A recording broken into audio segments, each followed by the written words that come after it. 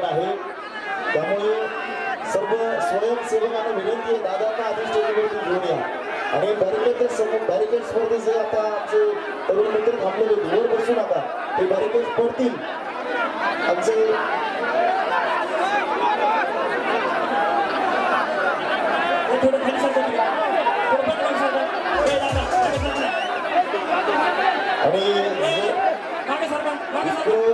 वर बसलेले बांधव रस्त्याकडे पाठीमागे बसलेल्या सर्व समाज बांधवांना विनंती आहे आपण कृपया मैदानात यायचं जे मराठा आहेत ते मैदानावरती येऊन बसतील पाठीमागच्या बाजूला भरपूर गर्दी आहे रस्त्यावरती बसलेले त्यांनी सगळ्यांनी कृपया आतमध्ये या मैदानामध्ये यायचे कारण ही लढाई मैदानामध्ये लढायची असते आणि ही लढाई आपल्याला जिंकायची आहे या लढाई जिंकताना आपले जे सेनापती आहेत आपल्या सगळ्यांचे मार्गदर्शक माननीय मनोजदादा जरांगे आता हे बॅरिकेडच्या आतमध्ये प्लीज येऊ नका पत्रकारांना शूटिंग करता येणार नाही पत्रकारांना लाईव्ह करता येणार नाही तरी आपण मनोजदादांना लवकरात लवकर घेऊया स्वयंसेवकांना विनंती आहे बाजूला सरकारपासून मान घ्या थोडं बाजूला सरकार सगळ्यांनी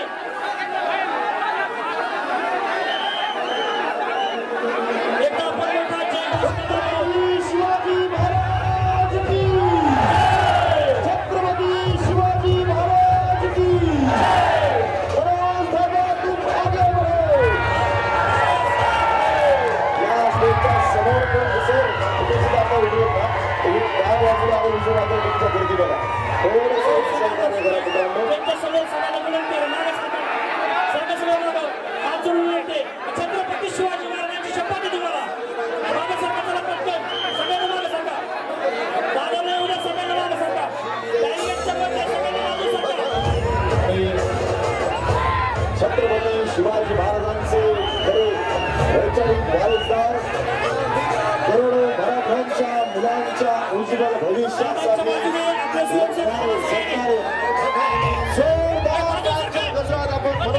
स्वागत करूया बाजू सरकार सगळे शिवाजी महाराज की छत्रपती शिवाजी महाराज की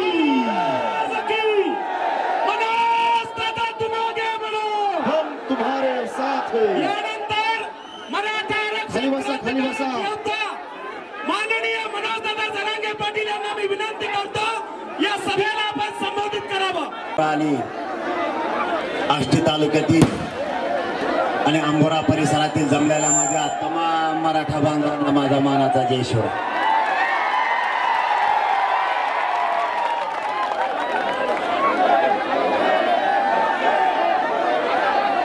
एका जागेवर शांत बसा. 10 वाजायच्या आत कार्यक्रम संपला पाहिजे. मराठ्यांच्या पोरांनी समजून घ्या. शांत बसा म्हणलं का आपला समाज आता शांत बसतो. यावलेऊन आलात का तुम्ही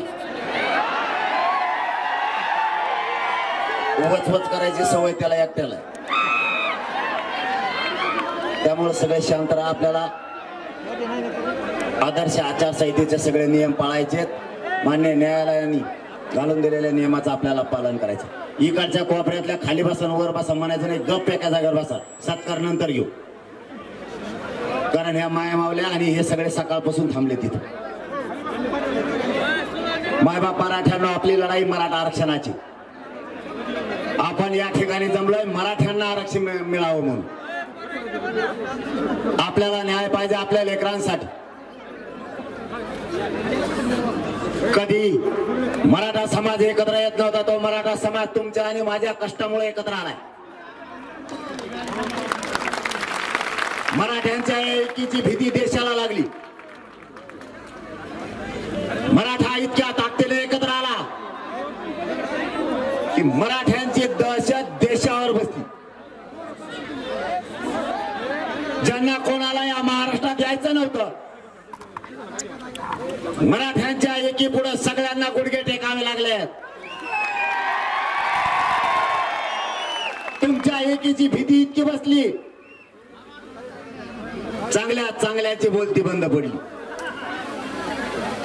या महाराष्ट्रात इतक्या टप्प्यात कधीच निवडणुका झाल्या नव्हत्या. मराठा एकजूट आला आणि महाराष्ट्राची निवडणूक 5 टप्प्यात ठरली. जिथं 88 उमेदवार आहेत तिथं एका टप्प्यात झाली. प्रत्येक टप्प्यात त्यांना मराठ्यांसाठी प्रत्येक टप्प्यावरती पंतप्रधानांना आणावं लागलं. इथंच मराठ्यांचा विजय झाला. मराठा समाज कधीच भाजपाच्या विरोधात नव्हता.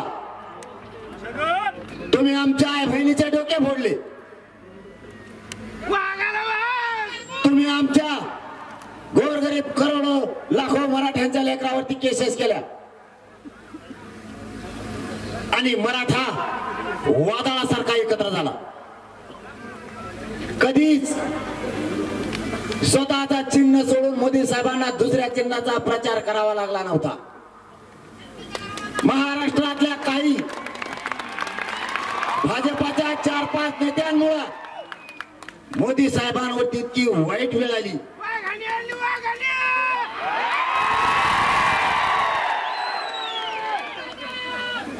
यांचा मराठा द्वेष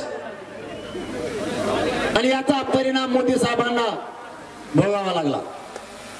आताची मोदी साहेबांची परिस्थिती इतकी वाईट आहे. मोदी साहेब मुक्कामालाच महाराष्ट्रात येत. 7-8 गोधड्या आणल्या त्यांनी इथंच झोपत होते. सकाळी उठलं की सुरू. याला म्हणतात मराठ्यांचा डर. याच्या अगोदर म्हणलं जायचं आम्हाला ओबीसीच्या मताची गरज आहे. आम्हाला मराठ्यांच्या मताची गरज नाही. जेव्हा मराठा एक झाला आता म्हणते महाराष्ट्रातलं पान सुद्धा मराठ्याशिवाय हलू शकत नाही. आता कसे ठेप्याला आले. आता कसे ठेप्याला आले. अय मी तुमच्याकडे काय आलो माहिती तुम्हाला. मी कोणाला फोन करून सांगितलं कोणाला पाडा म्हणून, कोणाला निवडून आणा म्हणलं का. पण ह्या बारीनं असं पाडा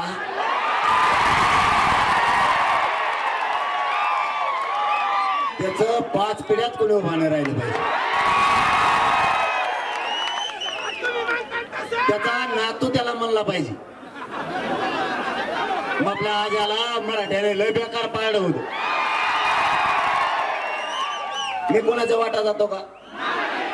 आमच्या वाटा काय होता तरी एरीत देणार नाही, घरकुलत देणार नाही.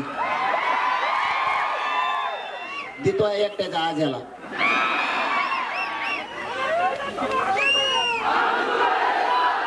तुमच्या काय बापाची जागिरी आहे का ती केंद्राची राज्याची सुविधा आहे. धमक्या देऊ नका. चांगल्या चांगल्याचा पाणीपत केलाय तुमचा कार्यक्रमच लावी. जर माझ्या आमदाराला, खासदाराला आणि मंत्र्याला स्वतःच्या नेत्यासाठी आणि दुसऱ्यासाठी जातीच्या विरोधात जायचं सांगितलं कोणी. जातीच्या जर विरोधात गेलात ना पुढच्या 10 पिढ्या तुमच्या कपाळाला मराठी कधीच गुलाल लागू देणार नाही. नादाला लागू नका.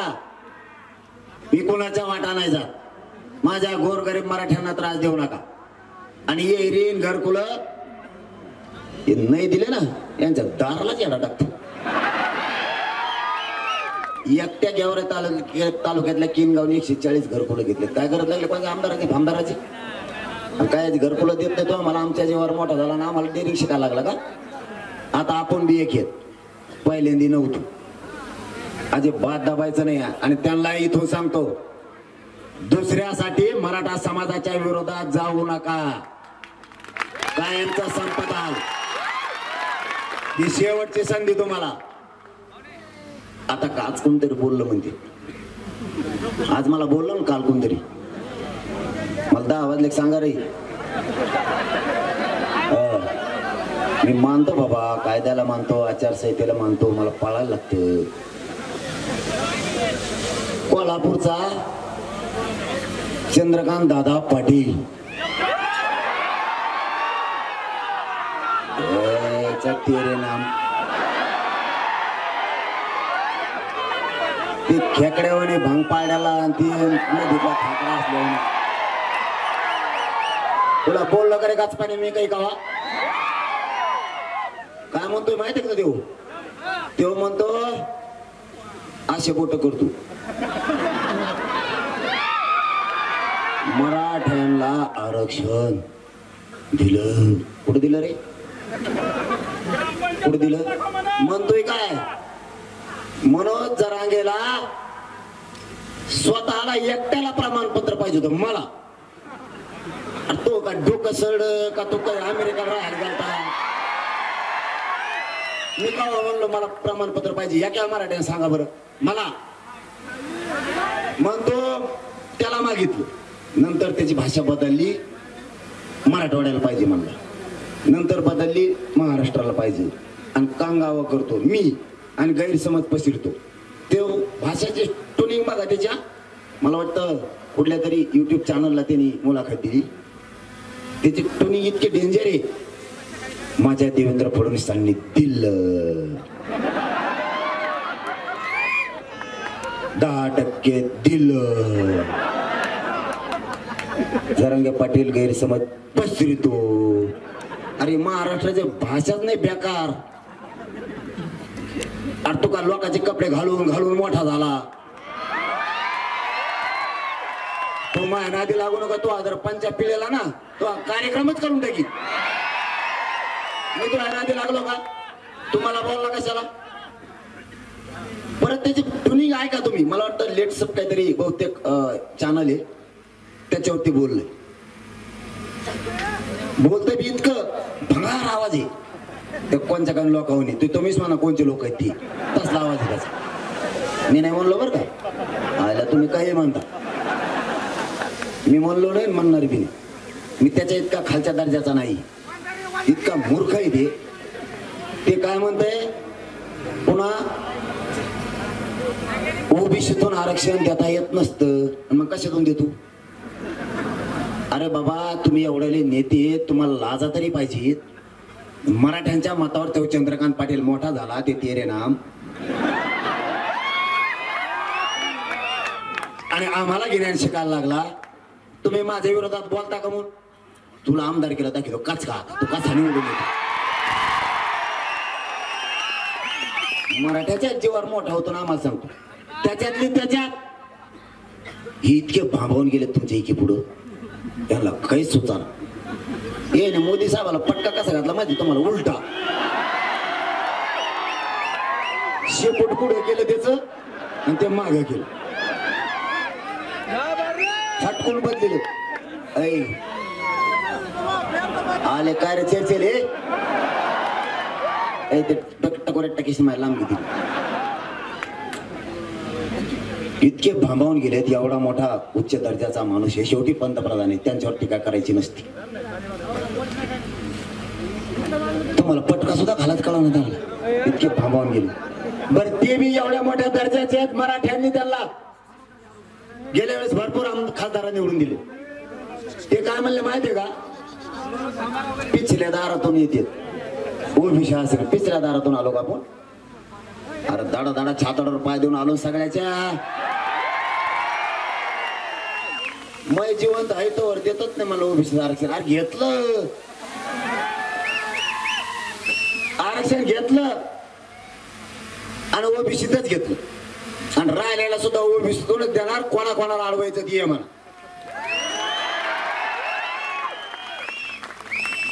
यांच्या डोळ्यात एकता आणखीन एक विषय होतो किती लापट माणूस असावं याचं जिवंत उदाहरण मी कोणासाठी लढतो मायबाप गोरगरीब मराठ्यांसाठी इथं सगळ्या पक्षाचे लोक आरक्षण घेणार आहेत भाजप सहित राष्ट्रवादी काँग्रेस शिवसेना सगळे मी लढतोय जातीसाठी कार्य मला विरोध करता आरक्षण तुम्ही घेणार तुमच्या जातीचे लेकरं मोठे होणार आरक्षण देण्याची नोंदी सापडण्याची जबाबदारी यांची होती कारण विधानसभेच्या पटलावर मंत्री आणि आमदार काम करतात यांची जबाबदारी होती नोंदी सापडणं. यांनी सापडल्याच नाहीत. आपल्या गोरगरिबाच्या संघर्षामुळे मराठ्यांना नोंदी मिळाल्या. 1.25 करोड मराठा आतापर्यंत आरक्षणात गेलाय. तरी तुम्ही नेते कोण बोलला? बाकीच्या जातीचे लोक त्यांचे नेते त्यांच्या जातीकडून बोलायला लागले आणि यांच्या डोळ्यात देखता हे व्यासपीठावर बसलेला असताना ओबीसीचे नेते म्हणतात मराठा आणि ओबीसी वादी. कुठं वादी? बीड जिल्ह्यात नाही आणि महाराष्ट्रात नाही. तुला कसं काय दिसला? एक क्लिप आली मला आता गाडीत सांगितली. उमेदवार म्हणतात मला वाटतं कोणीतरी बंजारा बांधवाचा राठोड भैया बहुतेक कोणीतरी येत असं मला गाडीत सांगितलंय. त्यांची क्लिप व्हायरल झाली. तू मुकला ऐक, आपल्यावर वेळ आली. मराठी सगळे एक झाले. तू आमच्या कोणी मला एक सांगा, हे त्यांच्यासाठी उदाहरण महत्वाचं नाही. त्यांच्या संघ बसणाऱ्या मराठ्यांच्या नेत्यांना लाजा वाटल्या पाहिजे. आपल्या डोळ्यात देखता ते मराठा आणि ओबीसी वाद हे म्हणतात. मराठा एक झालाय, ओबीसीने एक व्हा. मराठ्यात आणि ओबीसीत वाद आहे. हे मराठ्यांच्या नेत्या समोर ते म्हणायला लागलेत. मराठ्यांच्या नेत्याने म्हणायला पाहिजे आम्ही कोण आहेत? आम्ही मराठा आहेत, आम्ही तुमच्या सोबत आहेत. आमच्या मराठ्यांना तुम्ही बदनाम करतात कसे? सगळ्यांनी व्यासपीठाच्या खाली उतरायला पाहिजे मराठ्यांची जात बदनाम होत असताना.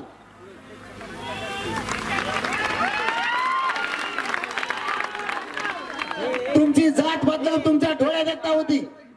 लक्षात ठेवा. महाराष्ट्रातल्या सगळ्या मराठ्यांच्या नेत्याला सांगतो, आम्ही संपलो की तुम्ही संपलात म्हणून समजा. आम्ही आहेत म्हणून तुम्ही आहेत. गोरगरिबांच्या जीवावरती तुमची डेअरिंग आहे. इथं पक्ष आणू नका. आपले लेकरं मोठं करायचं बघा. माझ्या अंगात शक्ती नसतानाही, माझं शरीर मला साथ देत नसताना मी मरायला सुद्धा तयार आहे जातीसाठी. तुमच्या डोळ्यात देखता तुम्ही जातीचा अपमान सहन करू कसे शकता? इथं बसलेल्या सगळ्या मराठ्यांना सांगतो, तुमच्या आजूबाजूला ओळखून बघा. आजच्या बैठकीला कोण नाही, मग तो कोणत्या पक्षाचा असू द्या, त्याच्या घरी जाऊन पाय पडा. त्याला सांगा इथं प्रश्न जातीचा आहे, राजकारणाचा नाही. तुझ्या पाय पडून सांगतो, जातीचे लेकरांनी जात मोठी करायची. भंगेन भांगेन खात असतो बरं. येवलं आलं काय?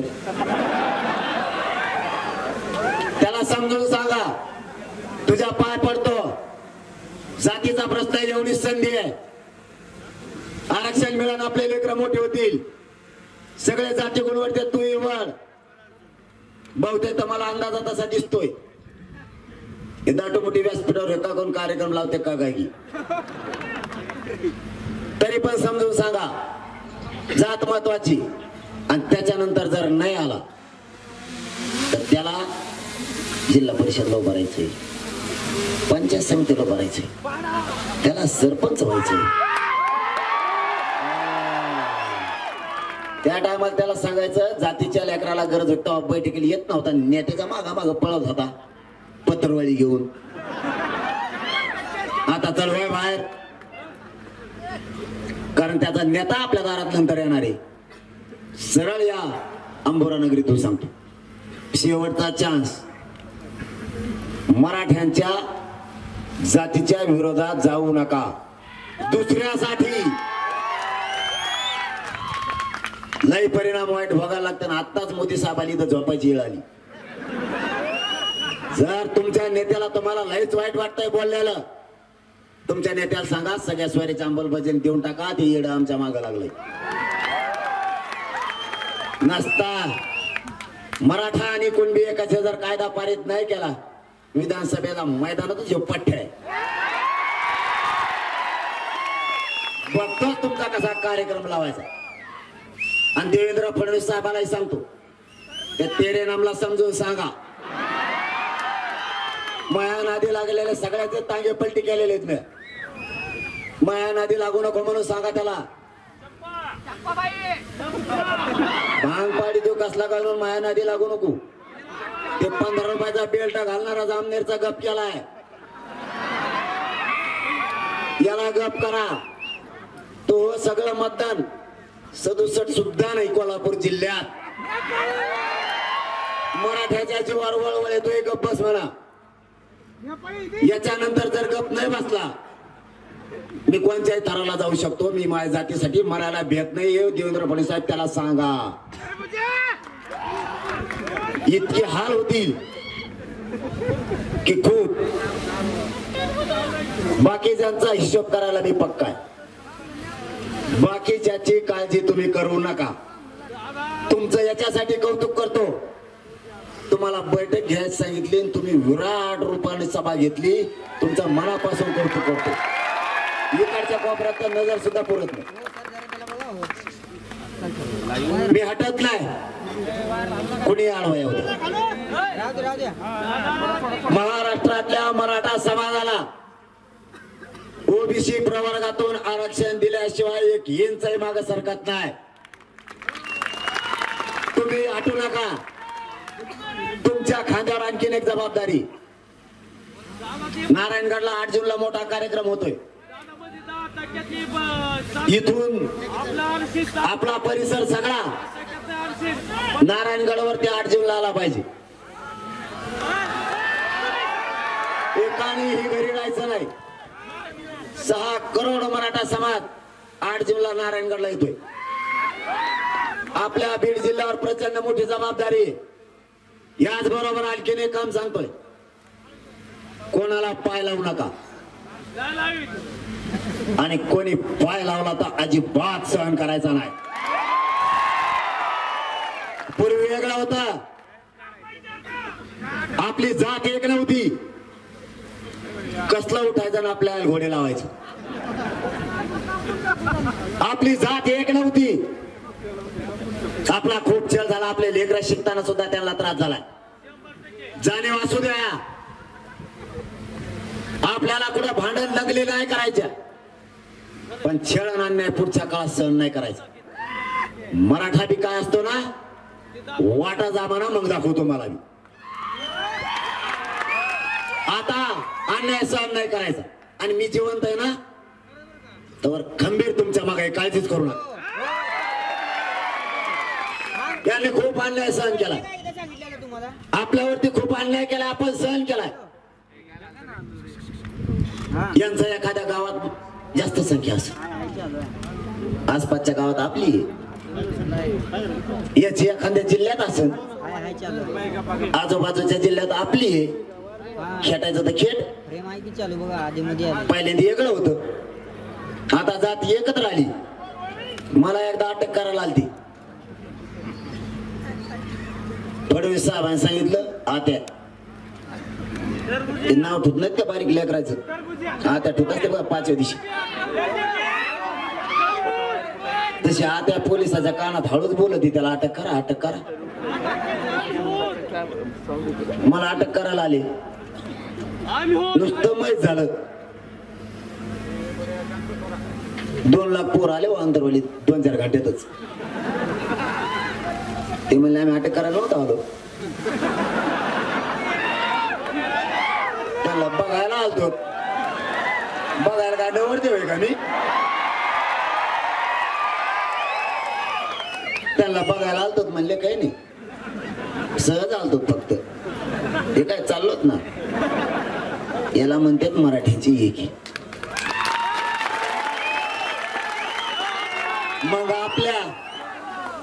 मग आपल्या फडणवीस सरांनी दुसरा डाव रचला मायावर. यासाठी नेमली. मराठ्याला कळालं यासाठी नेमली. मराठा म्हणले आम्ही तुमच्या पुढे जाणार आहेत ती गुंडळून ठेवली का कुंकड हिंडे तिचं मिळत लागा ना मी लय दिवसाची वाट बघत तिची आता येईन मग ये कशी दिसती काय मला ती बघायची होती याय ना इकडं काड्या करतो माझ्या नाद नको लागून मी लय याडा आहे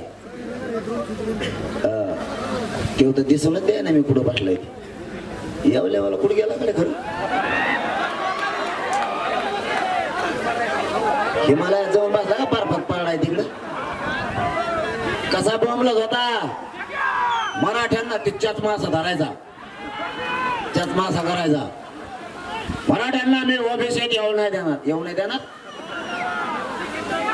आल्यावर म्हणतो अरे आले आता कस काय आले तुम्हाला सांगू कुणी पण येऊ दे तुमच्या लेकराला आरक्षण दिल्याशिवाय म्हणून जरा हटतच नाही तुम्ही काळजीच करू नका कोणी येऊ दे यांनी टोळी निर्माण केली होती माझ्या विरोधात टोळीचा मुकादम येवल्यावाला मराठ्यांना आरक्षण न मिळू देण्यासाठी त्याचे सगळे कोयतेच पळून गेले मुकादम एकटंच राहिलं ते म्हणला मी बी चाललो घरी मग पडणार नाही आता गप माया नादी लागू नका तुम्हाला प्रामाणिकपणाने सांगतो माझं आरक्षण आहे माझ्या गोरगरिबाच्या लेकरांचं ती लढाई मी लढतो मला राजकारणाचं देणं घेणं नाही मला करायचं पण नाही मी करणार पण नाही माझी सगळ्या सोयऱ्यांची गोरगरिबांची अंमलबजावणी द्या आणि मराठा आणि कुणबी एकच ह्या कायदा द्या मला राजकारणात जायचं नाही माझ्या समाजालाही राजकारण नाही करायचं पण आमच्या लेकरांना मोठं केल्याशिवाय मी हटत नाही म्हणजे नाही मला डॉक्टरने सांगितलंय 6 महिने आराम करा माय बापू जाता जाता तुम्हाला एक विनंती करून सांगतो या उपोषणामुळे माझं शरीर मला साथ नाही दे मी असं नसन मला माहित नाही तुमच्या माझी जात लय दिवसानं एकत्र झाली तिला फुटून देऊ नका आता माझी जात लय दशकानंतर एकत्र झाली आहे माझ्या जातीच्या लेकराचे काम व्हायला लागलेत या पाठीमागच्या आठवड्यात 27 PSI फक्त आरक्षणावर मराठ्यांचे झाले 2 उपजिल्हाधिकारी झालेत 2 मुली उपजिल्हाधिकारी झाल्या 2 मुलं झालेत 1 ते 2 वर्षात टक्का बघा देशात आणि राज्यात मराठ्यांचा नोकरीतला प्रचंड वाढलेला असणार आपल्या लेकराला आयुष्याचं आरक्षण द्या आणि सगळे व्यसनापासून लांब जात दारू पिऊ नका देशात प्रगत जात म्हणून फक्त नंबर 1 ला मराठ्यांचीच असणार आहे माझी एवढीच तुम्हाला हात जोडून विनंती माझी तळतळ समजून घ्या माझ्यावरती प्रचंड संकट आले तरी मी संकट झेललेत माझ्यावरती आता शेवटचा डाव टाकलाय माझे परदेशातून सरकारनं संगणक आणले माझे खोटे व्हिडिओ बनायचे हुबेहूब आणि मला बदनाम करायचं मला माझ्या मायबाप समाजापासून तोडायचा डाव सरकारनं आखलाय या राज्यात एकाही आई बहिणीची माझ्या विरोधात तक्रार नाही इतक्या नीच वृत्तीचे सरकार असू शकतं देवेंद्र फडणवीसांना शान वाटायला पाहिजे होती मला त्रास झाला असं त्यांनी म्हणायला पाहिजे होतं सरकार माझं आहे मला त्रास झाला पण छातीत ठोकून सांगतो माझ्या राज्यात इमानदार पोरग आहे की ते आंदोलन उभा करताय त्यांना स्वाभिमान वाटायला पाहिजे असले नीच चाळे करायला नाही पाहिजे कारण मला समाजापासून तोडायचा प्रयत्न आहे तुम्ही काही करा मी समाजापासून तुटत नाही समाजाला आरक्षण दिल्याशिवाय हटात सुद्धा नाही या 8 दिवसात मला दुसरी गोष्ट ऐकायला आली त्यांच्याच जवळचे लोक सांगतात मला मी आता असं ऐकत नाही मग एकच पर्याय प्रत्येक माणसाचा जीव स्वतःच्या लेकरात असतो लेकराचा विषय आला किती वाजले रे लेकरा जीव असतोय माझ्या घरावर हल्ला करायचा आहे त्यांना आणि ज्यावेळेस लेकराचा विषय येतो त्यावेळेस किती पाषाण काळजाचा माणूस असला तरी मागे सरकतो मी माझ्या बायकोला पाठीमागच्या 15 दिवसात हॉस्पिटलला बोलून घेतलं मी त्यावेळेस हॉस्पिटलला होतो तिला सांगितलं आता तुमच्यावर पण बेतली, तुम्हाला सुद्धा आता डावावर लागलाय. मी तर माझं जीवन डावावर लावलायच, पण तुझ्यासह लेकरांचं आणि माझ्या मायबापाचं सुद्धा आता डावावर लागले. तुम्हाला खेळता आलं तर खेटा, मरण आलं तर समाजासाठी पत्कारा मी मागा नाही सरकू शकत. तुम्हालाही माझा शब्द आहे, मला जेलला टाकू द्या नाहीतर हल्ला होऊ द्या. माझं कुटुंब बाजूला सारलंय मी. 8 महिने झाले मी उमऱ्याला शिवलो नाही. तुम्हाला मायबाप म्हणलंय, तुमच्याशी गद्दारी करणारी पैदास माझी नाहीये. मी जेलला जाईन, मरण सडल तिथं, पण तुमच्याशी मरेपर्यंत गद्दारी नाही करणारे शब्द आहे माझा तुम्हाला. फक्त सगळ्या पक्षातल्या मराठ्यांनी जातीच्या बाजूने राहा. मी जातीसाठी लढतोय, जातीचे लेकरं मोठे व्हावेत म्हणून लढतोय. या माझ्या गोरगरीब लेकरांच्या अंगावरती मला वरती बघायची. माझ्या समाजाचे लेकर IPS दर्जाचे अधिकारी झाले पाहिजेत, IAS दर्जाचे अधिकारी झाले पाहिजेत म्हणून मी जीवाची बाजी लावली. डॉक्टरांनी मला सांगितलंय 6 महिने आराम कर. आमरण उपोषण शब्द तोंडावर सुद्धा आणू नकोस. जर आता उपोषणला बसला तू मरू शकतो एका दिवसात. तरी मी 4 जूनला या मराठ्यांसाठी आमरण उपोषण पुकारलंय. 1 मेला तरी चालाल, पण करोडो लेकर माझे सुखी झाले पाहिजेत, मी मरायला नाही देत. तुम्हाला माझी जाताना विनंती आहे, सगळ्या पक्षातले मराठे जातीच्या बाजूने उभे राहा. एवढी संधी आपली जात आणि लेकरं मोठे करायची. नेत्यासाठी जातीचा द्वेष करू नका. आम्ही मागचं सगळं विसरून जाऊ. तुम्ही इथून पुढे जातीच्या बाजूने उभा राहा. जातीचे लेकरं मोठं करायची संधी आहे, ती पार पाडा. आता शेवटची पुन्हा एकदा विनंती, मी तुमच्यात असन नसन मला नाही माहित. माझं शरीर मला आता उपोषणामुळे नाही साथ देत. शेवटी हे शरीर आहे. मी असन नसन माहित नाही, पण आजपासून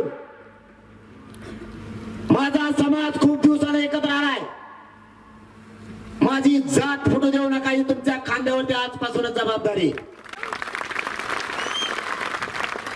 काही होऊ द्या, पण माझी जात फुटू देऊ नका. आता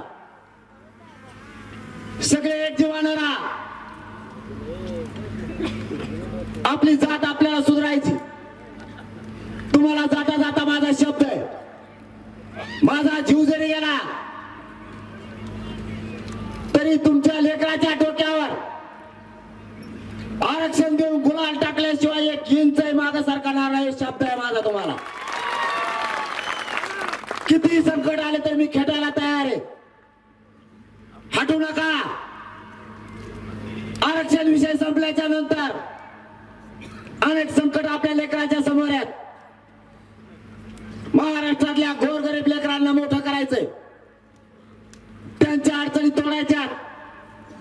मी जिवंत आहे तोपर्यंत खंबीर तुमच्या पाठीशी उभा आहे. मी तुमच्या पाठबळावर, तुमच्या आशीर्वादावर आणि तुमच्या जीवावरच तिथं माझी जीवाची बाजी लावून लढतोय. साथ असू द्या, पाठबळ राहू द्या, आशीर्वाद ठेवा. तुमचा मुलगा म्हणून सांगतोय, चंद्र सूर्य असेपर्यंत टिकणार आरक्षण तुमच्या लेकराला दिल्याशिवाय मी हटत नाही. यावेळेस कोणालाही पाडा, कोणालाही निवडून आणा, मला गरज नाही, पण असं पाडा 5 पिढ्या त्याचा पुढे उभा कोणी राहिला नाही पाहिजे. तुमच्या मताची भीती वाटली पाहिजे, तुमच्या लेकीची भीती वाटली. आता 10 वाजलेत. आदर्श आचारसंहितेचं पालन करणं माझी जबाबदारी आणि आपण हे सगळ्यांनी करावं. न्यायालयाच्या निर्णयाचं पालन आपण केलं पाहिजे. मीही करतोय. आचारसंहितेच्या नियमाचं पालन करून मला नाविलाजाने इथं थांबावं लागतंय. आरक्षण मिळाल्याच्या नंतर विराटाचा प्रचंड यापेक्षाही प्रचंड मोठा सभा आणि मेळावा या ठिकाणी पुन्हा आपण घेऊ. थांबतो. सगळ्यांना मानाचा जय शिवराय. सगळ्यांनी प्रत्येकाने जागेवर एक अर्ध्या मिनिटासाठी उभा राहा. सगळ्यांनी आपल्या टॉर्च लावा. एकाने मोबाईल खाली ठेवू नका. मीडियाच्या बांधवांना विनंती आहे, मराठ्यांचं हे विराट रूप एकदा सरकारला दाखवा. मला चालता येत नाही, मला रस्ता करून द्या चालायला, मला चालता येत नाही. चला धन्यवाद. स्टेजवरची गर्दी कमी करा.